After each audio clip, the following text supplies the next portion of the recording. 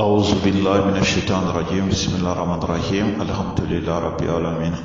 donc bi amina do la trosso de kono bi abalma ke wona denge no sidiki mangaye kabo malila bamako afoli be bela jile abone oni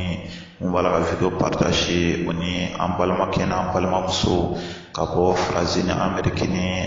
abidjan ama jamana chama nga foli be bela jile tante foli muna nga foli be bela jile tante foli mina donc o dingena balma ke no sidiki mangaye nga foli be bela jile tante foli mina donc bi amina do la tru kono bi la tru koni la tru te haramuye la tru te no ya do bi wa ke bida na te bida te na te la tru flani amina do la tru min kono bi donc wode ni la tru mi flani anyabe mi futulani donc ni la tru den na so ko balma muso ko erbe furude la ko eni chete ka ben o me chebi boka yala wati be e chebe yala bala ume balma muso ko ebe enyebe chedo muso chedo de la chedo be ki inyaga mi furu so sigi kono me enyebe chedo le be fe mingi furu atira so mi furu ume balma ke ede be fe ka muso do de furu muso interaction ika furu ume nasoro ya muso do woro bo no fe atira so abe fe ki nyaga mi de e mani sindo furu ko la ka dessin do be ba soro muso do be ba soro en nangara bo e che obi wuro bo no fe ba wi wuli ka tu che wara no fe ume e che nyebe nangara ba do la e che be fi jan fadi wallahi e che kan la tu de sebe ibi ni sebe ne donc ni ani sebe donc o ko fe ibi saka jigi je ma de yini mais ni ma saka jigi soro e ba ke she ibi she de fara donc ibi chef ay bo jeli de faraka donc ni a jeli faraka ibi jija wala kechugo de bala balama muso balama kechugo de bala donc o kechugo ko mi fem be ma nga bla o kechugo ale bi kodi ibi konaide kogo ni muso de kogo nan boni chedo kogo saba donc ibi chef donc iba jeli doni ke la troutin par niya sebene iba nasike bon donc ni iba sebena nasibo donc ko fe ibi sagaji jema fa ibo jeli doni kala mena keras shere ibo fa ibo jeli doni ke la troutin donc ibi ake jila ibi konai donc ateko iba ko kadam ne chamanje la ka jingana ikumere kurula iba ko ba daw hakede mo atiko ifal ko fampe iba ko damne i chamaje la kana bla i kumre kurula iba josi o lu yoro hakede damana kana temuka ni ala ka je na soro inyebe chedo la o me nyebe musulo la wallahi balma musu ijija kan la tru den sebe iki konai iba josi ko sabake kle sabake nasoro e chede o nasoro musude do iba jos ko nanneke wallahi kala ala la fira ala jorala eti dorome kremina o shilani barena ajja ka kayere umeni mukomiya do itsa kiyere ni be fanga nasibode ayo donc ne kon tewe warmne mo la parala donc i kon bi che wa sarakati fombo ibi sakasa ibi sakawarin woni ibi che go bode note anti mo ba sakasa bon ya no saka kon normal Bamako ya no e wata anturi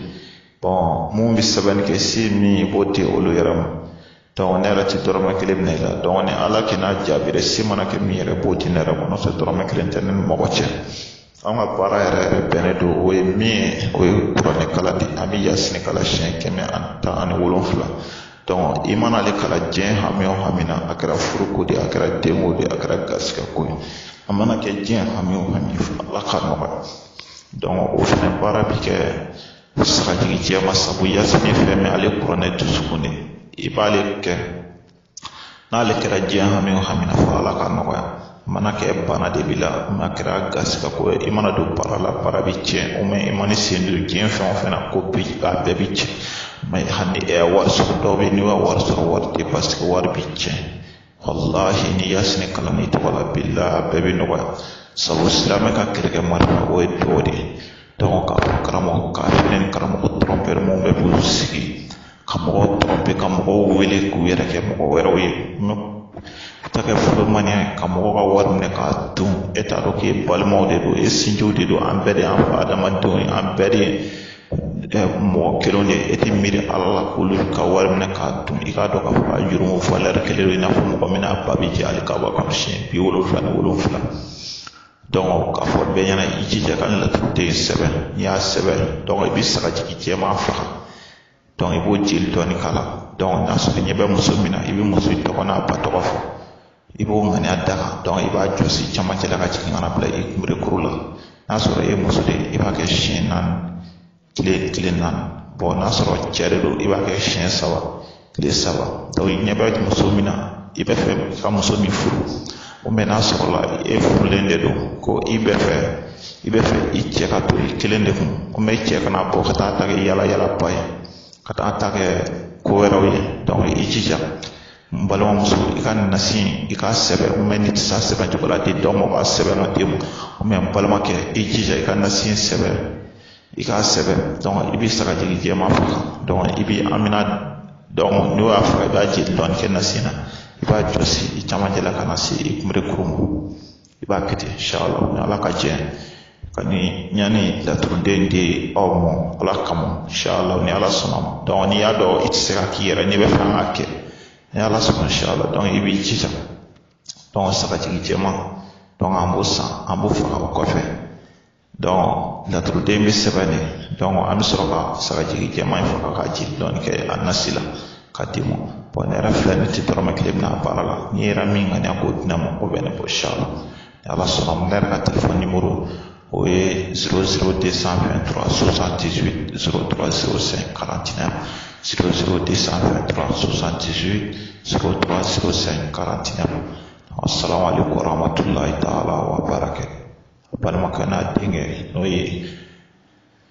Sidiki n ka foli bɛ bɛɛ lajɛlen dan tɛ foli min na mun bɛ ka abonné kɛ mun bɛ ka video ta ka partager an ka foli bɛ bɛɛ lajɛlen dan tɛ foli min na assalamu alaikum warahmatullahi